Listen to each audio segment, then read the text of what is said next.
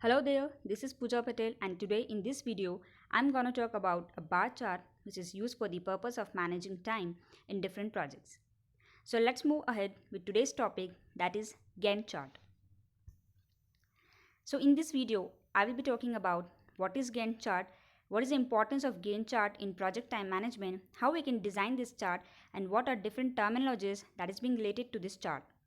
At the last, we will also see what are various advantages and disadvantages of using this chart. So the first thing to know is what is Gantt chart. So let's get started. So a Gantt chart is basically a bar chart. It is a visual view or task scheduled over time. Gantt charts are used for planning projects that is of any size, and they are also a useful way of showing what work is scheduled to be done on a specific day. Apart from this, you can also see the start and end dates of a project. You can also see various dependencies, that is, precedence network or relationships between activities. What are dependencies and relationships we will see in the coming slides. Whenever you get a project, that project is being divided into different phases, and in turns the phases are divided into different tasks and activities. So in bar chart, you have two axes. One is vertical axis and another one is horizontal axis. On vertical axis, you will be having a list of tasks, and on the horizontal axis, you will show the time intervals. This time shows that how much amount of time is needed to complete that task. So if I summarize, so on a Gantt chart, you can easily see the start date of the project, what the project tasks are, who is working on each task, when the task will be started and when it will finish, how long each task will take, and how tasks group together. We can also see the finish date of the project. In the coming examples, we will see that how and where we can see these things. So there are various terminologies that we use in Gantt chart. So first term is phases. So as I already told that the project is divided into different phases, and those phases are in turns divided into different stages and tasks and activities. So if we group the task, it will be converted into a phase. The next term is task dependencies. Now it might possible that tasks have some kind of relationship between them or they are dependent on each other. For example, let's say if you want to start with a project, you will not directly jump on coding part. You might want to perform the previous stages, like let's say you want to collect all the requirements, then you will analyze your project operationally and technically, then you want to design your project, and then you will come on coding part. So the coding is dependent on the previous stages, so there is a kind of dependency between the tasks. Now there are four types of task dependencies, so we will be going through it one by one. First dependency is finish to start. Now finish to start is a very common dependency. It says that task B cannot start until task A is complete. Now if you want to understand this, you can we can take an example, a very simple example. Let's say if you want to publish a book, so you might divide it into different tasks or stages.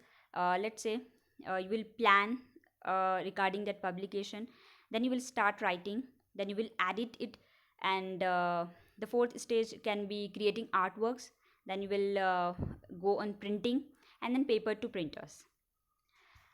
So here in the first dependency, that is finish to start, it says that task B cannot start until task A is complete. That means planning needs to complete first, and then writing can start. If you take an example of publishing a book, then you cannot directly jump on writing stage. You have to perform planning first, and then only you can go on writing. So this is the example of finish to start, and how we represent it in the Gantt chart you can see in the diagram. Now coming to the second dependency, that is finish to finish. Now this dependency says that task B cannot finish until task A is complete. So if you take the example of writing and editing, then we can't end editing before completing writing. This will effectively end at the same time. So how you represent it, you can see in the diagram. Now the third dependency is start to start. Start to start says that task B cannot start until task A has begun. That is, again, if we take the same example, so the third and the fourth stage, that is the fourth and the fifth stage, that is creating artworks and writing, then creation of artworks depends on writing. So you have to keep a lag between these two stages, as writing will start, and after that, creation of artwork we can start later with a proper lag. So this is the example of start to start. The last dependency, which is being rarely used, this is start to finish. It says that task B cannot finish until task A has begun. So let's say if you have to transfer paper from the warehouse to printers, then it must be complete first in order for printing to start. But it is not related to any preceding task. Due to limited storage capacity of printers, they do not want the paper to arrive until it is needed. So start of printing derives delivery of paper. So this is example of start to finish. Now the next term is critical path. Now critical path, those tasks that define the completion date of the project, the tasks that are on the critical path must receive a favorable share of the project manager's attention because of their larger influence on the overall project completion date. Now this is the reason that they are being highlighted, like you can highlight it with different color bars or you can use boldface font. The next term is resources. So in many Gantt chart you will find that we mention the resources too. So that you can see, let's say you can show the name uh, of the person which is being assigned to that particular task, so that you can see that which person is assigned to which task. The next term is budget. So budget is also a very important part for the project, and you can also show budget in your uh, Gantt chart, so that the budget portion also you can visualize with the same Gantt chart. Now the last term is earned value matrix. So earned value analysis is used for the project control method. Basically, these are some variables which are being calculated so that the project man can see the status of the project.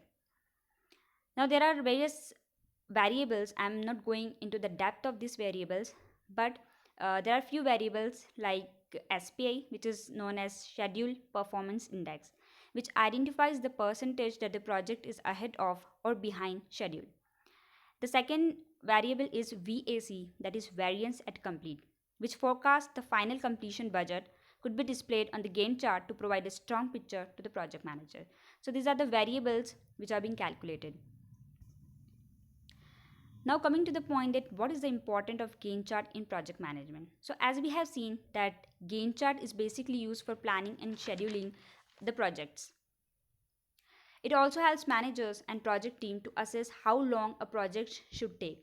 Basically, they are being used by the managers so that they can keep track of the status of the project, and they can also know of various things with that Gantt chart. Like they can determine the resources needed, and they can also see that which task is being assigned to which resource, and they can see the dependencies between tasks, and they can plan uh, the order in which each task will be completed. So the further decisions also they can see, and basically it gives a good visualization of your project so that you can keep track of your project, and also you can decide further uh, by just visualizing your project with the help of Gantt chart. So this is a very basic template of a Gantt chart.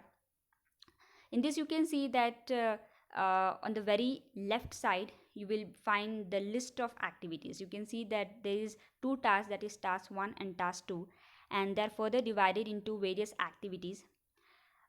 In the task 1 you can see activity 1, and beside it there is one horizontal bar that is showing the time being needed by activity 1 to be completed.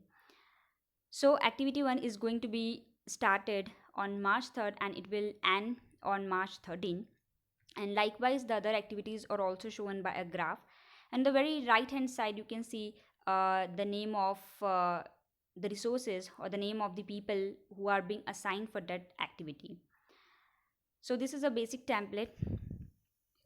Now here you can see that there are different phases like planning, design, development, launch, and they are being divided into further divided, like planning is further divided into needs assessment, project agreement, and site map. And beside it, the graph is shown horizontally, and on the right hand side again, the name of the resources is written.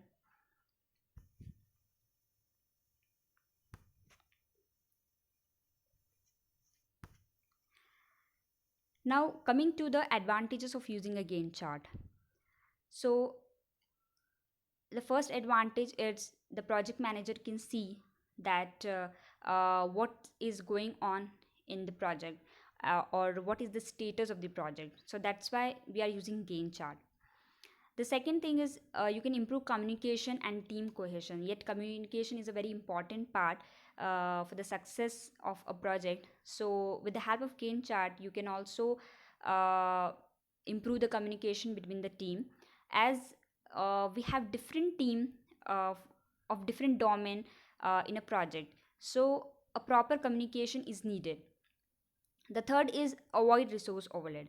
Now as we have seen that beside every task or activity we mention the name of the person which is being assigned for that task, so that project manager can see that which task is being assigned to which person.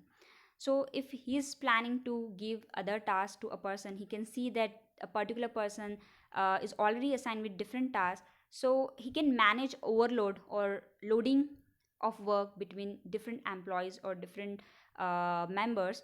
So a Gantt chart also visualize these things. The fourth is measure the progress of projects. Let's say in the Gantt chart you can see which task is will be started at what time and at what time it will be ended. So you can see the progress. Let's say a particular task need to be finished at started at March 3rd and it will be started at March 10, but at March 10 also it is not finished. So you can see the progress of the project, that where we need to put more efforts and where we are lagging behind. The fifth thing is we can see overlapping of activities and task dependencies, uh, and you can experience more clarity. As I have already told that it gives you a good visualization, and at last you will have a better time management if you use a Gantt chart. Now coming to the disadvantage of using a Gantt chart, so we can say that the Gantt chart can be extraordinarily complex. If you are working on a big project, then it will be damn complex for you. And second is the size of the bar does not indicate the amount of work. Now as you can see that it might possible that a particular team member is assigned uh, on three tasks, let's say, but the amount of work is very small, but still it will visualize that a particular resource is being assigned with three tasks, and it might possible that there is one person who is being given just one task, but the amount of work in that task is very much. So bar chart or this Gantt chart doesn't show this kind of things, so this is one drawback. And the next thing is they need to be constantly updated, and the last is it is difficult to see it on the one sheet of paper because sometimes it become very complex. So this is just an overview of Gantt chart, and I will also mention all the links which are referred use for this Gantt chart in the description box. So I hope you like it, and thank you.